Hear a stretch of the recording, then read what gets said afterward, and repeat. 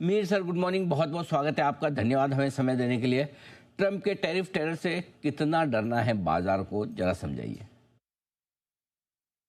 नमस्कार अनिल जी। नमस्कार देखिए, सर। ये कोई अच्छी डेवलपमेंट तो है नहीं। ऑब्वियसली नो अवॉइडेबल है। बेस केस हमें ये लेके चलना चाहिए कि जो दुनिया की सबसे दो बड़ी डेमोक्रेसीज हैं, उनकी रिलेशनशिप लॉन्ग टर्म में क्या होनी चाहिए। बिकॉज अगर ये 50% का जो एक स्टांस लिया गया है, वो अगर कंटिन्यू रहता है तो ऑब्वियसली इससे लॉन्ग टर्म पॉलिटिकल और जियोपॉलिटिकल रिलेशनशिप्स पे फर्क पड़ेगा। तो मैं तो ये बेस केस लेके चलूंगा कि ये एक बहुत हाई प्रेशर नेगोशिएटिंग टैक्टिक है।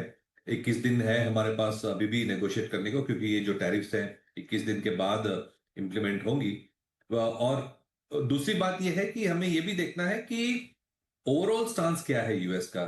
क्योंकि न सिर्फ इंडिया, लेकिन अभी मैंने एक थोड़ी न्यूज आइटम में पढ़ा तो न सिर्फ इंडिया, लेकिन अभी 1-2 घंटे पहले जापान पे भी 15% और टैरिफ लगाए गए हैं। तो ये जो रिटेलिएटरी टैरिफ्स या प्यूनिटिव टैरिफ्स हैं, जो जो कंट्रीज रशिया से ऑयल लेती है, क्या सभी कंट्रीज के सामने लगेगी?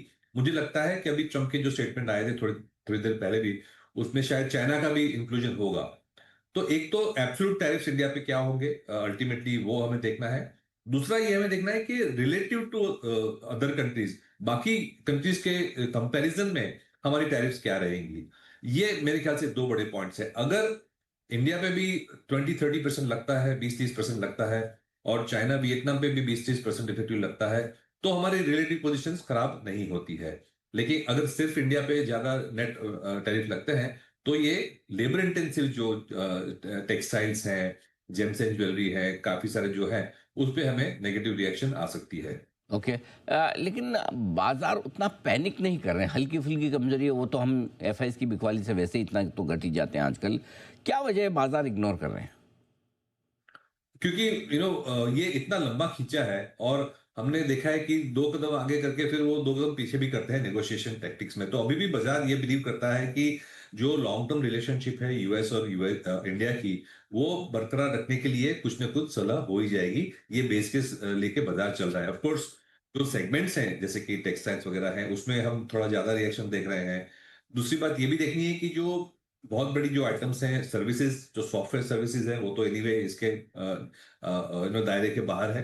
प्लस फार्मास्यूटिकल जो हमारा बड़ा एक्सपोर्ट है, उस पर भी अभी तक तो कुछ अनाउंस नहीं किया गया है। ये 50% के बाहर है। इलेक्ट्रॉनिक्स वगैरह भी इसके बाहर है। तो नेगोशिएशन के लिए अभी भी मैं कहूंगा रूम है, और वो यही उम्मीद पे बाजार मुझे मुझे लग रहा है टिकी रही है। ओवरऑल बाजार का व्यू क्या लग रहा है सर? कैसे देख रहे हैं आप बाजार को? क्या कुछ और कमजोर हो सकते हैं, या फिर हो गया करेक्शन जितना होना चाहिए? देखिए, ये टैरिफ्स के बिना भी एक दो जो डेटा पॉइंट्स हैं जो इतने अच्छे नहीं आए थे। फॉर एग्जांपल, बैंकिंग क्रेडिट में भी अभी तक ग्रोथ नहीं आ रही है। और वो अगर हम देखें, एक जीडीपी का जो इकोनॉमी का रिप्रेजेंटेशन, ग्रोथ का एक रिप्रेजेंटेशन है, वो एक नंबर में अभी भी बहुत ज्यादा खुश नहीं हूं। मुझे लग रहा है अभी भी क्रेडिट ग्रोथ पिकअप होगी। That will reflect GDP growth. Having said that, ये अभी भी एक जो मानसून का सीजन वैसे सीजनली वीक रहता है, तो एक्टिविटी कम रहती है। लेकिन सितंबर में जैसे हमारी जो फेस्टिव सीजन और बिजी सीजन चालू होगी हार्वेस्टिंग की, तब जाके अगर हम देखें कि कंज्यूमर डिमांड और क्रेडिट ग्रोथ पिकअप होती है, तो मेरे ख्याल से माहौल ठीक रहेगा। तो एक महीना मुझे लगता है ये बाजार, ये सब डेटा पॉइंट्स और अनसर्टेनिटी की अनिश्चितताएं की वजह से मेरे ख्याल से बाजार ऐसा प्लस माइनस रह सकता है। एज ऑफ नो मैं कहूंगा, मैं बहुत ज्यादा बुलिश भी नहीं हूँ, बहुत ज्यादा बेरिश भी नहीं हूँ। ठीक बात है। तो न ज़्यादा तेज़ी का मूड है, न ज़्यादा कमज़ोरी का। अब आइए नतीजों के लिहाज से बात करें। कहाँ आपको दिख रहा है कि रिजल्ट्स अच्छे हैं और कहाँ कमज़ोर? बैंकिंग में मैं कहूंगा उम्मीद से थोड़े कम रिजल्ट्स आए हैं। आईटी में भी बैंक उम्मीद से कम आए हैं। जो मिड कैप्स हैं, और खास करके इन्वेस्टमेंट और कैपिटल गुड्स वाले जो सेगमेंट है, उसमें मैंने देखा है रिजल्ट्स अच्छा है। तो जो गवर्नमेंट स्पेंडिंग के लिंक सेगमेंट्स थे, खास करके जो कैपिटल गुड्स, कंस्ट्रक्शन में, मैं कहूंगा शायद डिफेंस वगैरह में भी एक दो रिजल्ट मैंने देखे अच्छे आए थे। तो जो गवर्नमेंट स्पेंडिंग वाले सेगमेंट्स है, उसमें रिजल्ट्स अच्छे आ रहे हैं। मेरे ख्याल से जो ग्लोबल कमोडिटीज है, उसमें भी शायद थोड़े रिजल्ट्स अच्छे आ सकते हैं, क्योंकि जो रॉ मटेरियल प्रेशर थी वो सब कम हो रही है। तो एक मैं कहूंगा मिक्स्ड रिजल्ट का सीजन रहा है। मिड कैप और स्मॉल कैप में अभी भी मैं कहूंगा वैरायटी ज्यादा है, और जहां पे जो ग्रोथ रेट है अभी भी मुझे थोड़ी ज्यादा दिख रही है रिजल्ट के बतौर। हम्म। कहाँ निवेश करना चाहिए सर इस वक्त इस बाजार में?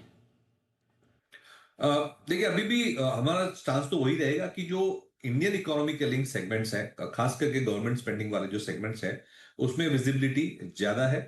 फाइनेंशियल्स और फाइनेंस कंपनी एनबीएफसीज में जो है अच्छी करेक्शन हुई है और वैल्यूएशन अच्छे हुए हैं। और अगर हमें ये उम्मीद है कि सेकंड हाफ जो सितंबर के बाद जो फेस्टिव सीजन और बिजी सीजन आएगी, वहां पे कंजम्पशन की भी पिकअप हमें दिखेगी। तो अभी भी मैं कहूंगा कि जो डोमेस्टिक सेगमेंट्स हैं, जैसे कि ऑटो, ऑटो एंसिलरी, मैं कहूँगा कंज्यूमर ड्यूरेबल्स वाले जो सेगमेंट है, वाइट गुड्स वाले हैं, वहां पे अच्छा माहौल रह सकता है। और जो फिनेंशियल्स हैं खास करके, वहां पे अभी ग्रोथ नहीं दिख रही है, लेकिन वैल्यूएशन अभी भी अट्रैक्टिव है। बिल्कुल ठीक बात है। तो ये है आपके लिए निवेश के लिहाज से भारतीय बाजारों से जुड़े सेक्टर्स रहेंगे आपके लिए बेहतरीन। बहुत बहुत धन्यवाद वोरा साहब आपका समय देने के लिए और विस्तार से टैरिफ के मामलों पर और भारतीय बाजारों पर अपनी राय हमारे दर्शकों के सामने रखने के लिए। मिहिर वोरा साहब बताते हुए बाजार पर अपनी राय। 100 पॉइंट नीचे इस वक्त निफ्टी दिन के लो पॉइंट के आसपास फिर से लौटता हुआ दिख रहा है।